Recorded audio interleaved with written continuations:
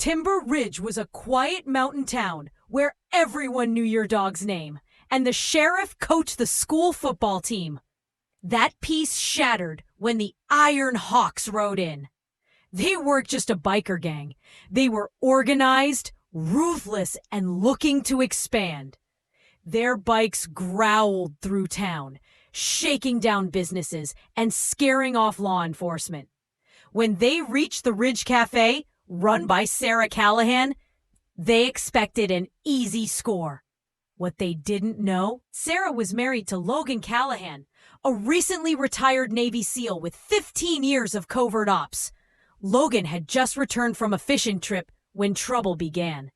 The gang's leader, Razor, didn't like Sarah refusing to pay. That night, 3 goons returned. They smashed windows, wrecked the place, and grabbed Sarah's teenage son, Cody. "Tell your husband, we run Timber Ridge now," one growled. Logan arrived 20 minutes later to broken glass, overturned chairs, and Cody bruised. Sarah tried to calm him, but something in Logan had already shifted. He didn't yell. He opened the closet, unzipped a duffel bag. Inside, tactical gear, radios, and a sidearm etched with his SEAL trident. He made one call. "It's Callahan. Need a favor." 2 nights later, the Iron Hawks partied at their compound, a fortified lumberyard. They didn't notice the drones at first. In a van a mile away, Logan monitored them, marking heat signatures. Then, a knock at the gate. Razor opened it, shotgun ready. Logan stood alone, calm. "I'm here for an apology, to my wife, my son." Razor laughed. "You think you can walk in here, Navy boy?" Logan shrugged. Didn't come alone. The lights cut. Flashbangs dropped from drones. 3 shadows emerged from the trees. His SEAL team, Torres, Sniper, Mac, Demolitions, and Juno, CQB. What followed was brutal and precise. Bikes were trashed, weapons dismantled, gang members taken down. Razor fled. Logan tackled him and wrenched the shotgun away. "This is your only warning," Logan said. "Come near my family again, and you'll pray the feds get to you first." By sunrise, the sheriff, re-empowered, was cuffing what remained of the Iron Hawks, thanks to anonymous tips and video evidence. The cafe reopened with new windows and a line out the door. No one mentioned the assault, but within 48 hours, the Iron Hawks were gone. Logan returned to fishing and flipping pancakes, but kept the duffel close, just in case. They should have never put Razor in minimum security.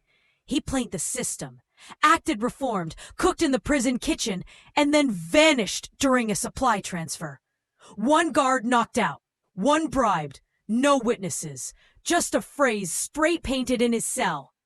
"Callahan's going to bleed." Logan felt it before anyone told him. Sarah got the call. Razor was out. Logan didn't panic. He looked to the trees. "I'll handle it." That night, he upgraded security. Floodlights, sensors, locks, and sent Sarah and Cody to Spokane. "Just precaution," he said. But he knew Razor wasn't coming to fight. He wanted to hurt. Soon, strange things happened. The cafe was wrecked. Tires slashed, walls smeared, nice pancakes, Navy boy. Dogs vanished, a barn burned. Sheriff Briggs admitted some Iron Hawks were missing. Razor was rebuilding. But so was Logan.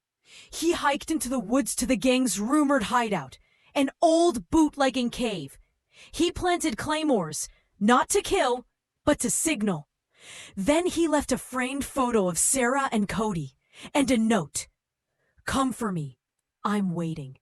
Razor took the bait. He led 10 ex-cons to attack Logan's cabin. But Logan wasn't there. The porch exploded, disorienting them. Smoke grenades rolled in. Drones hovered. Laser dots painted targets. Logan struck. 1 by 1, Razor's men went down. Tranquilized, zip-tied, and left for the sheriff with GPS and recorded confessions. Razor ran. Logan led him, tracked him for miles to a fire lookout tower. "You think you're better than me?" Razor roared. "No," Logan said, stepping closer. "I am, because I fight for something. You fight for nothing." The fight was brutal. Blood, fists, knives. In the end, Razor lay broken, sobbing. "Tell them," Logan said. "Tell every outlaw from here to Mexico what happens when you touch a SEAL's family." Epilogue. Razor was airlifted to maximum security. No parole this time. Sarah and Cody returned. The cafe reopened. Timber Ridge healed. Logan went back to fishing. But the duffel bag stayed by the door.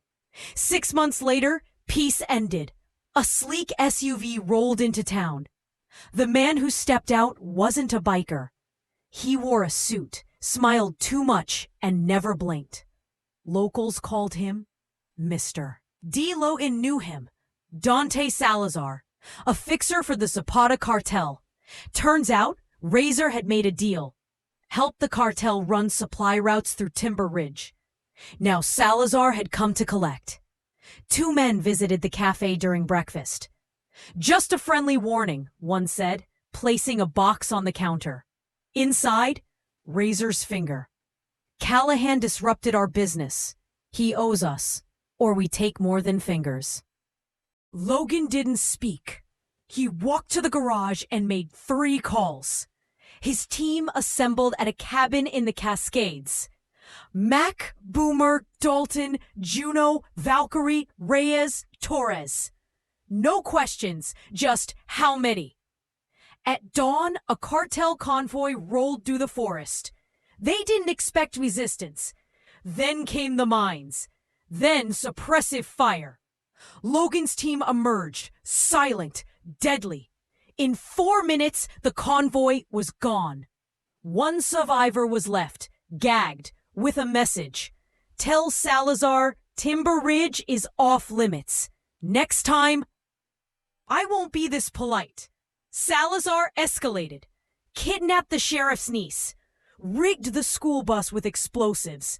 Logan disabled the bomb seconds before it blew. He poisoned the water supply. Logan had faced terrorists and pirates, but this was home, so he took the fight south. The team crossed into Mexico, off the books. Mission: take out Salazar. They infiltrated the estate, a colonial fortress turned drug palace. Guards taken out, explosives planted. Logan confronted Salazar. Tied to a chair sipping wine, Salazar smiled. "You're one man." "No," Logan said. "I'm a SEAL." Explosions rocked the compound. Interpol arrived the next morning, tipped off by Logan's dossier. Salazar was gone. The cartel's expansion crippled. Logan returned home, hugged his family. This time, the duffel bag stayed out in the open. Because enemies evolve, threats return. But one truth remains. You don't mess with a Navy SEAL's family.